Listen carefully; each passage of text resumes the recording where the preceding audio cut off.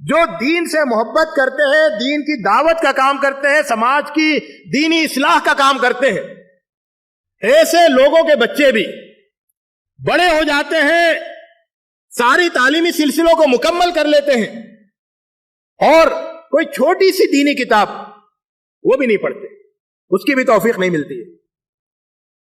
آپ دنیا کو کتابیں پڑھا رہے ہیں، دینی لٹریچر پڑھا رہے ہیں، تحریکی لٹریچر پڑھا رہے ہیں، اور آپ کے بچے نے سلامتی کا راستہ نہیں پڑھی ہے، چھوٹی سی کتاب، اس کو سلامتی کے راستے کی ضرورت نہیں ہے۔ اس نے بنا اور بگاڑ چھوٹی کتاب نہیں پڑھی ہے، کیا بنا اور بگاڑ اس کا مسئلہ نہیں ہے؟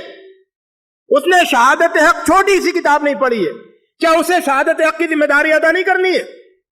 اور ایسی بہت سی مثالیں۔